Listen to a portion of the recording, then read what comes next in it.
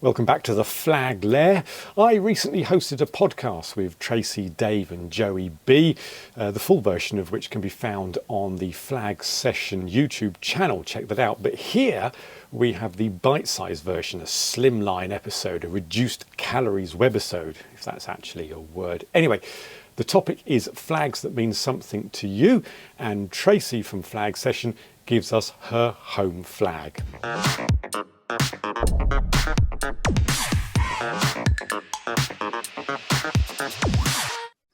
I have for you the beautiful flag of Leicestershire.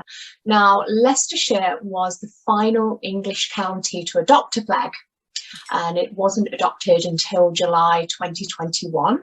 And that was after an MP led an almost decade campaign for the county to have its own flag. So you can see from the photo 3 politicians proudly holding the enormous flag just before it flew in Parliament for 5 days. And the fox looks slightly different on this image. Yeah, so it's a red, white and black flag that combines 3 of Leicestershire's traditional symbols.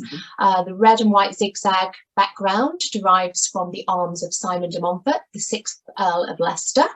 The cinquefoil, which is basically a flower with 5 petals, comes from the de Beaumont Earl of Leicester, and the running fox appears on the county crest. The Leicestershire Police Force, the County Council feature the fox on their logos. Police and the City Council both use the cinquefoil, and these are symbols that are embedded across many organisations in Leicester. And now Leicestershire is also famous for its fox hunt.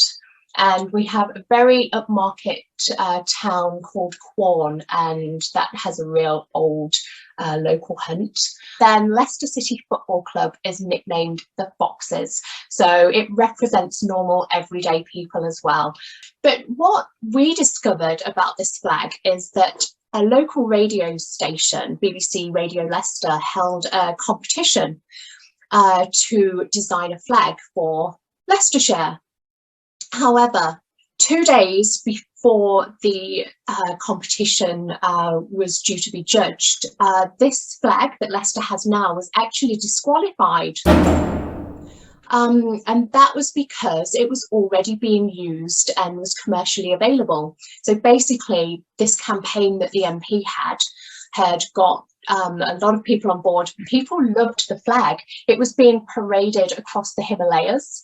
It was at the Glastonbury Festival, which is world famous. It was on bumper stickers. But there was outrage because people were obviously right behind this flag. And even Yorkshire jumped in to Leicestershire's defence to say, well, if you're using those rules, then we shouldn't be allowed our flag as well. So I think it applied to 28 other counties where, you know, the flag was already available and out there. So yeah, basically that MP eventually got the flag recognised. The 6 other MPs in Leicestershire backed it, and then it was finally registered in July 2021.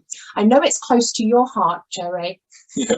Yes, it is. And it's funny because Tracy first showed me this flag. She said, "What do you think of this flag?" And I said, "I actually really like it because there's just something about this fox." And I told Tracy there was going to be a special guest when she talked about Leicestershire, and we have my little who is very worse for wear. He's missing an ear. He's been beaten up by New Mexico. So, you know, poor Frederick, but I love that flag. I own that flag. I got it from Mr. Flag. Leicestershire it's a winner. And Terith, what do you think about the Leicestershire flag? Well, it's better than the banner of arms that's behind your right shoulder, in my opinion. I agree. The banner of arms has a really unfortunate symbol on there. We won't say what it looks like, but we did realise after it was above my head for about 7 episodes that it looked like something else. Male anatomy, let's say. I'm glad I'm not the only one who has that sort of a mindset, because I thought the same. We had a few funny messages come through. I'm obviously far too innocent because I didn't pick any of that up. Oh, come on.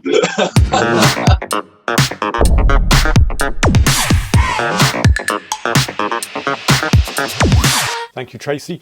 Join me for another K2 Bite Size and keep flagging.